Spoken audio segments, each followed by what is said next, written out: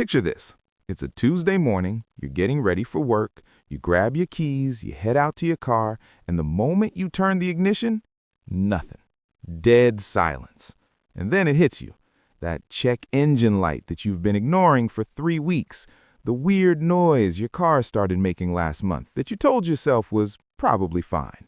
And now you're standing in your driveway at 7:45 in the morning, you've got a meeting at 9, and your mechanic is already telling you over the phone that just to look at it is going to cost you $150, and the repair itself probably somewhere between $800 and $1,200. Now here's the question I want you to sit with for a second. What happens next in your financial life? Do you breathe, call your mechanic, tell him to go ahead and fix it and move on with your week? Or does that single moment trigger a cascade of financial decisions that cost you 2, 3, maybe even 4 times what the original repair was worth? Because here's the thing, and this is something most people don't fully understand, an emergency fund isn't just a savings account. It's not just money sitting in a high-yield account collecting 4.5% interest. It is a decision-making tool. It is the thing that stands between you and a series of increasingly bad financial choices made under panic and pressure. And the cost of not having one isn't just the emergency itself, it's everything that comes after. My name is John, and I spend way too much time thinking about the psychology of financial decisions. If you're someone who has heard the advice to build an emergency fund your entire life, but you've never really understood why it matters beyond the obvious, or if you're someone who keeps meaning to build one, but you're not quite there yet, make sure you hit that subscribe button and give this video a thumbs up if this helps you out. Because today, we are going deep on 5 specific situations where your emergency fund does something remarkable. It saves you not just from the emergency, but from yourself. Let's start here. A 2023 Federal Reserve report found that 37% of Americans would struggle to cover an unexpected $400 expense without borrowing money or selling something. Not $4,000, not $40,000, $400. And when you layer on top of that a Bankrate survey from the same year showing that only 44% of Americans could cover a $1,000 emergency from savings, you start to realize that we're not talking about a fringe problem. We're talking about the financial reality of the majority of people living in the wealthiest country in the world. And what happens to the other 56%? They improvise, they scramble. And improvising under financial pressure is where the real damage happens. So let's walk through the 5 situations, and I'm going to show you not just the math, though the math is going to be eye-opening, but the psychological mechanics of why these situations are so dangerous without a safety net. The first situation is the job loss or income disruption. This is the big one. This is the one everyone talks about when they talk about emergency funds, but I don't think most people fully grasp the financial mechanics of what actually happens when you lose your job without a cushion. So let me walk you through it in detail. Let's say you're making $65,000 a year. That's roughly $5,400 a month gross, or about $3,900 a month after taxes, depending on your state. You lose your job. Now, the first thing most people think about is unemployment benefits. And yes, they exist, but here's what most people don't realize. The average unemployment benefit in the United States is somewhere around $1,500 to $1,800 a month. Depending on where you live, it could be less. In Mississippi, the maximum weekly benefit is $235. That's $940 a month. If your rent alone is $1,400 a month, you're already $460 in the hole every single month before you buy a single grocery item. So, unemployment exists, but it doesn't save you. It slows the bleeding. Now, here's where the emergency fund changes everything.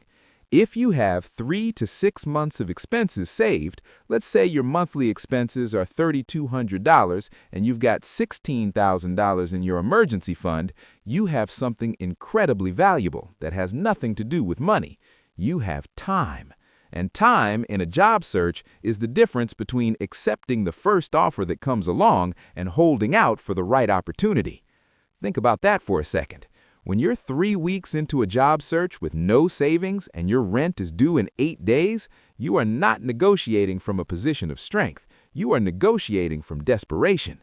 And the research on this is pretty clear. A study from the National Bureau of Economic Research found that job seekers with adequate financial cushions were significantly more likely to end up in jobs with higher wages and better long-term outcomes than those who were forced to take the first available position.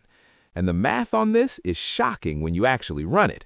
Let's say you're offered a job at $58,000, $7,000 less than you were making. With no emergency fund, you take it. You have no choice. But with 6 months of expenses saved, you can afford to wait 3 more weeks and land the $67,000 offer that comes along. That's a $9,000 difference in year 1. Over 5 years, assuming modest raises on a higher base salary, the compounding difference in total compensation can easily exceed $50,000 to $60,000, all from having $16,000 in a savings account. But there's also a second financial disaster hiding inside job loss that almost nobody talks about, and that's credit card debt accumulation. When people lose their jobs without an emergency fund, they don't just struggle, they charge. The average person who loses their job without an emergency fund accumulates between $5,000 and $8,000 in credit card debt during their unemployment period, according to research from the J.P. Morgan Chase Institute. And credit card debt at 21 to 29% interest is not a bridge, it is a trap. Because now, when you do get a new job, instead of rebuilding your financial foundation, you're spending the first year or two paying off the debt you accumulated during the gap, plus interest. So, the job loss situation isn't just about surviving the unemployment period. It's about not creating a crater that follows you into your next chapter. The emergency fund is the thing that keeps that crater from forming. The second situation is a medical emergency. Now, I know what you might be thinking. I have insurance, I'm covered. And look, I'm not here to argue about the healthcare system. That's a 6-hour video on its own. But I want to show you what the actual financial exposure looks like for the average insured American, because I think it's going to be more alarming than you expect. The average out-of-pocket maximum for an individual on a marketplace health insurance plan in 2024 was $9,445. That's the ceiling. That's the most you should theoretically pay in a given year. But here's the thing. Between your deductible, your co-pays, your co-insurance, and any out-of-network charges that sneak in, it is entirely possible to hit that ceiling with a single emergency event. One emergency visit, one surgery, one serious diagnosis. And that's before we talk about the indirect costs that nobody budgets for. The time off work, the cost of transportation to appointments, the prescriptions, the follow-up care.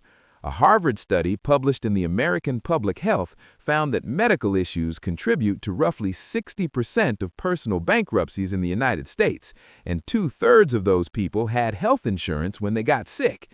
Let me give you a concrete example. Let's say you have a $3,500 deductible and a 20% coinsurance up to your out-of-pocket max. You have an appendectomy. The average cost of an appendectomy in the United States is around $33,000. After your insurance pays its share, you owe your $3,500 deductible plus 20% of the remaining costs up to your out-of-pocket max. You could easily find yourself with an $8,000 to $9,000 bill.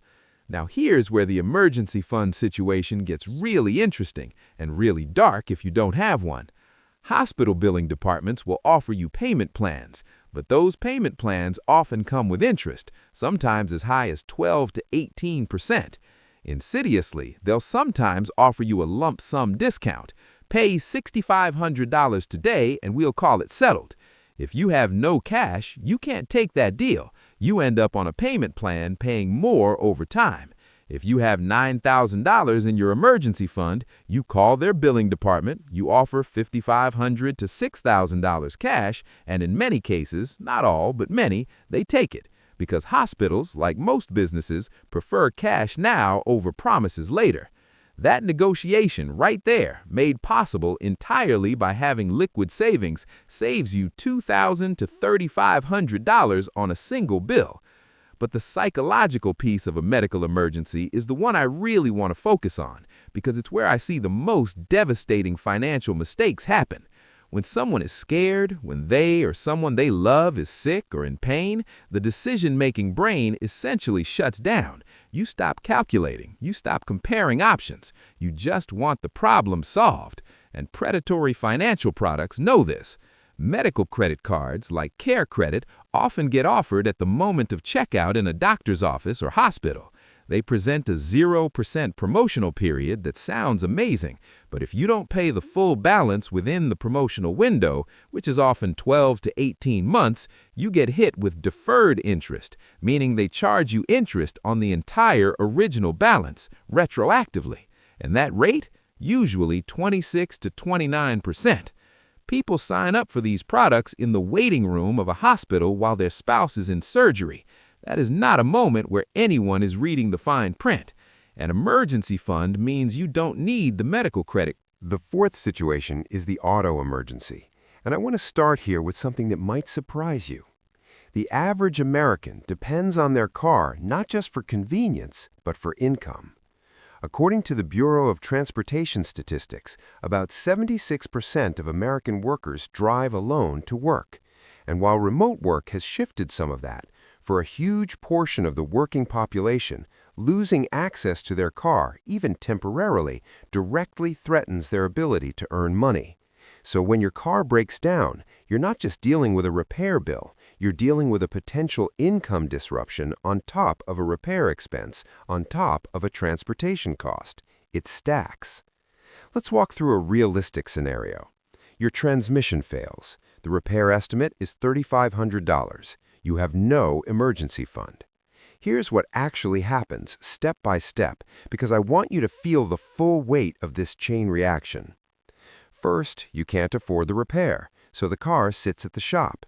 The shop charges a storage fee after 48 hours, anywhere from $25 to $50 a day. Second, you need to get to work, so you start using Uber and Lyft. For an average commute, that can run $25 to $50 each way, or $50 to $100 a day round trip. In 2 weeks of rideshare costs while your car sits in the shop, you've spent $700 to $1,400. Third, you go to a bank or credit union for a personal loan. But here's the issue. If your emergency fund is empty, there's a decent chance your credit score isn't where it needs to be either. Maybe you've had some late payments during past tight spots. You don't qualify for the best rates. You end up at a buy here, pay here lot or a high-interest personal loan at 18% to 28%. Fourth, and this is the part that really breaks people, you decide the repair isn't worth it and you need a different car. So now you're car shopping from a position of total desperation. No savings, bad credit, no time to research. You walk onto a lot and get sold a $15,000 car at 18% interest for 72 months. Your monthly payment is $374. Over the life of that loan, you pay $26,928 for a $15,000 car. That's nearly $12,000 in interest. Compare that to what happens if you have an emergency fund. You call the shop. You authorize the $3,500 repair. You get your car back in 2 or 3 days. You lose maybe $100 in Uber costs. Total damage, $3,600. You're back on the road, no debt added to your balance sheet, no car payment, no desperate decisions. The difference between those two paths isn't just financial, it's emotional. It's the stress of scrambling for rides for 2 weeks. It's the anxiety of being late for work and worrying about your job. It's the shame spiral that can happen when a financial setback makes you feel out of control. And I mention the emotional component deliberately because that shame spiral is itself financially dangerous. People in financial distress make worse financial decisions. It's not a character flaw, it's neurologically documented. High stress impairs the prefrontal cortex, which is the part of your brain responsible for long-term planning and rational decision-making. An emergency fund isn't just protecting your bank account, it's protecting your ability to think clearly. Now, you might be thinking, okay, John, but what if I genuinely cannot afford to build an emergency fund right now? What if I'm living paycheck to paycheck and there's literally nothing left at the end of the month? And I hear that. I hear it completely, and I'm not going to tell you it's easy, but I want to offer you a reframe. The question isn't whether you can afford to build an emergency fund. The question is whether you can afford the next emergency without one. Because the math is unforgiving.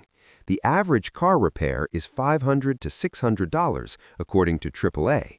If you put $50 a month aside for 10 months, you have that covered. If that $50 a month feels impossible, we need to have a different conversation about your budget. And that's a video I should probably make.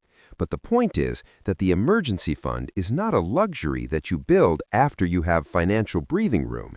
It is the thing that creates the breathing room in the first place. Every dollar in your emergency fund is an insurance policy against a compounding financial catastrophe. The fifth situation is what I call the opportunity cost trap, and this one is the most underappreciated emergency fund benefit I know of. Most people think about an emergency fund as purely defensive. It's money you spend when things go wrong. But here's where it gets really interesting, and this is the thing that completely changed how I think about emergency funds. An emergency fund also creates offensive financial power. Let me explain.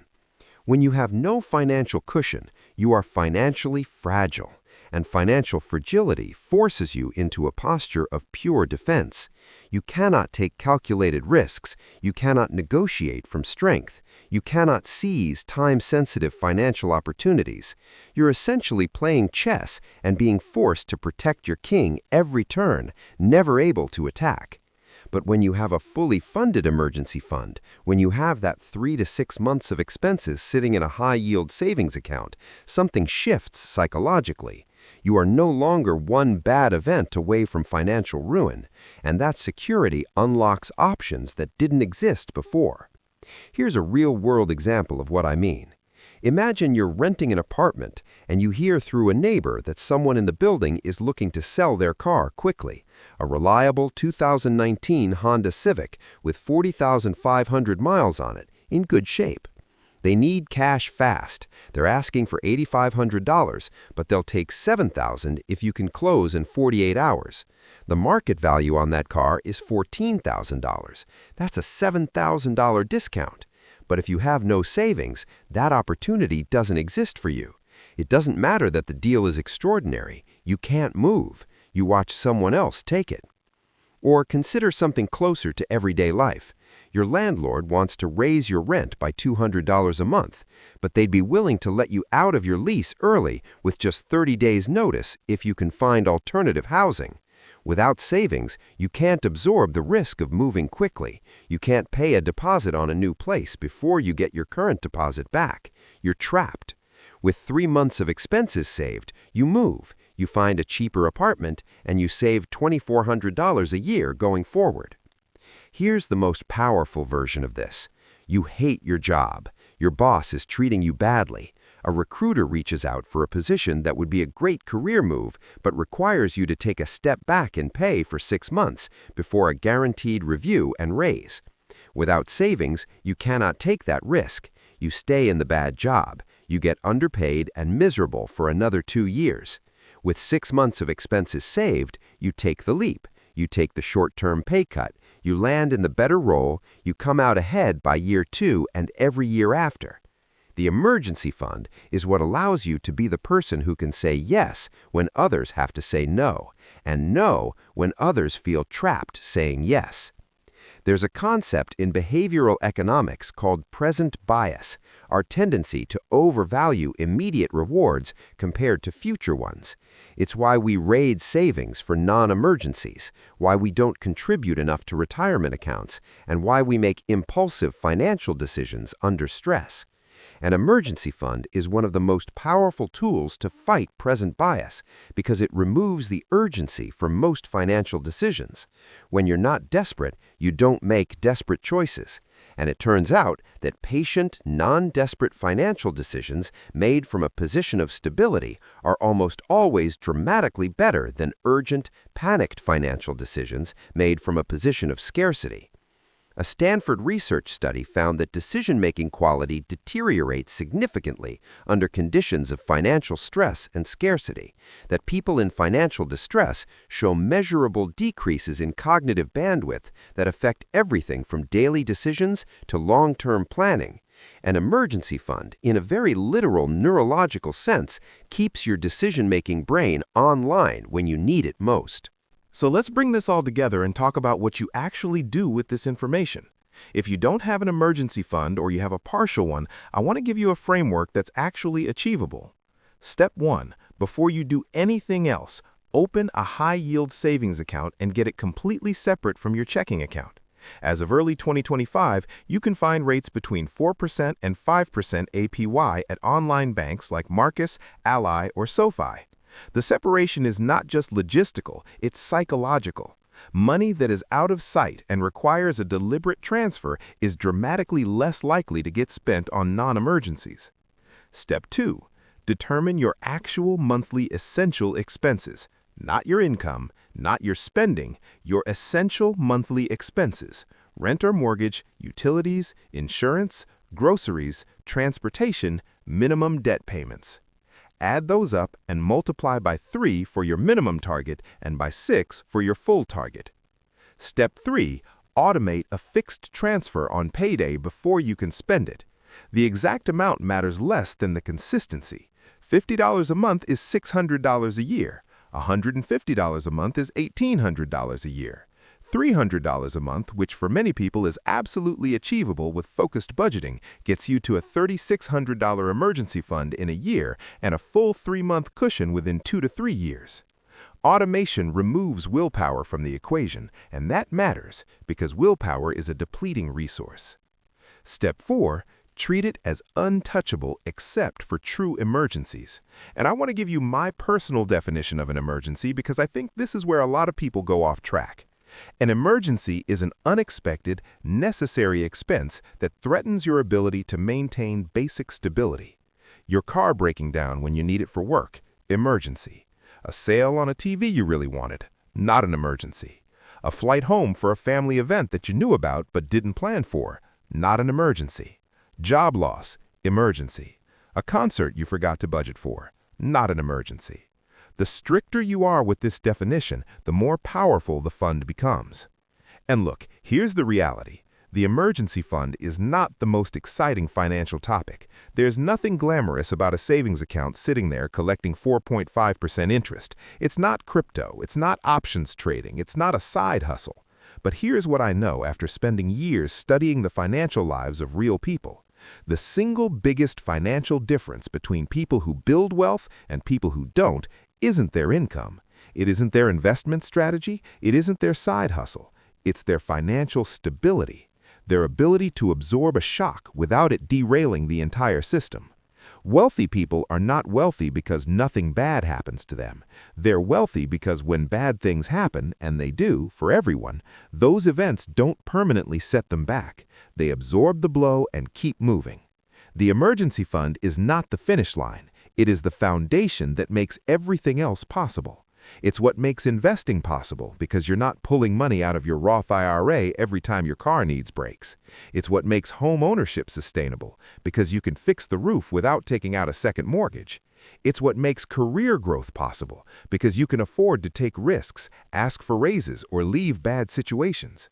Every single financial goal you have, buying a house, retiring early, starting a business, helping your kids with college, every single one of them is more achievable, more sustainable, and more likely to actually happen if you build this foundation first. So wherever you are right now, whether you have zero saved, whether you have $1,000 and you're trying to get to $10,000, whether you've let yourself dip into it and you're rebuilding, the most important thing is the next step. Open the account today, set up the transfer today, Not tomorrow, not after your next paycheck, today. Because somewhere in your future there is an emergency. There always is. And the only question is whether you meet it from a position of stability or whether you meet it from a position of panic. And we've seen the math today. The difference over the course of your financial life is not a few $100s. It is tens of thousands of dollars. It is your retirement. It is your peace of mind. It is your ability to say yes to the life you actually want. Build the fund, protect the fund, and then get to work on everything else. If this video helped you think about your emergency fund differently, I'd really appreciate a thumbs up. It helps this content reach more people who need to hear it. And if you want to go deeper on how to budget when you feel like there's nothing left to save, that video is right here. I'll see you there.